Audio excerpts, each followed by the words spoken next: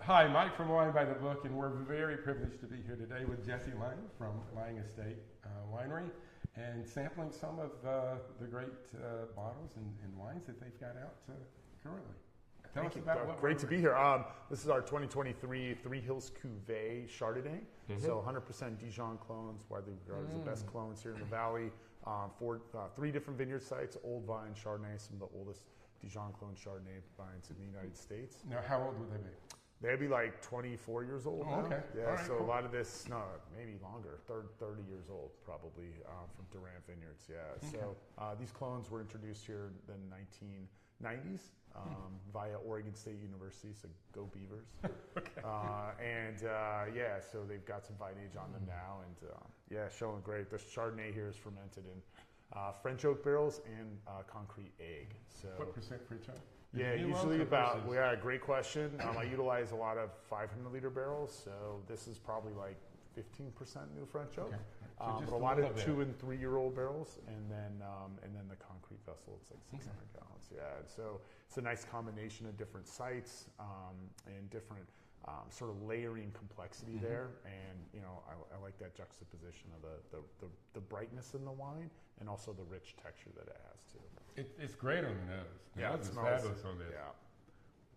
No, we let it warm up a little bit, and I think showed even more.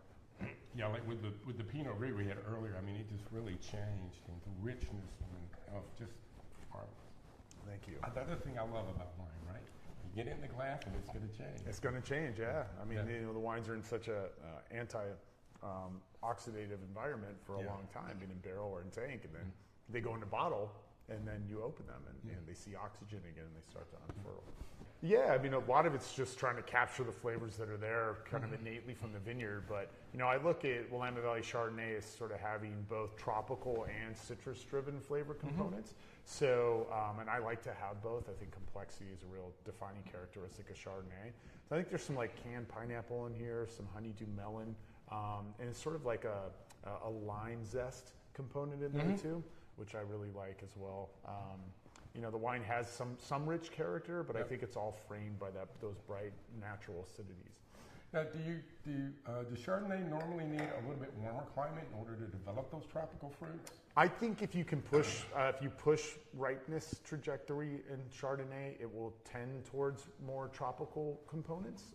And if you choose to pick maybe a little bit earlier in a cooler climate like ours, you can maybe accentuate more of the citrus-driven ones.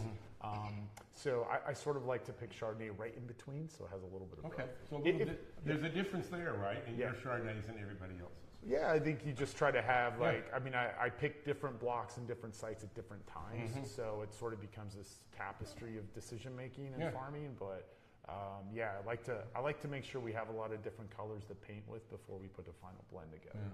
So this is another Chardonnay I think that would be good for folks that come in and they say, well, I don't like Chardonnay, they're too oaky and I don't like too buttery.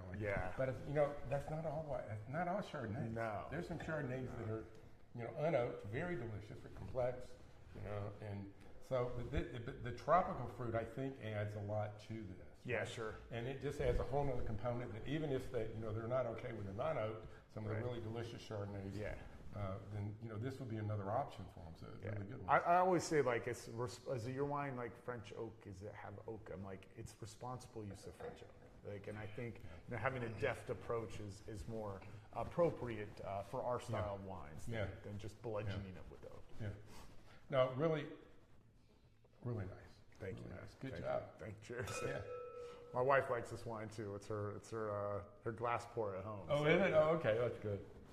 No, absolutely phenomenal. Oh, thank Great you. job on that. Thanks for having us today. Yeah, of course, bud. So don't forget to follow us at Wine by the Book. And as we're going through our trip here in Willamette Valley, don't forget to look for postings frequently and come along with us. Thanks.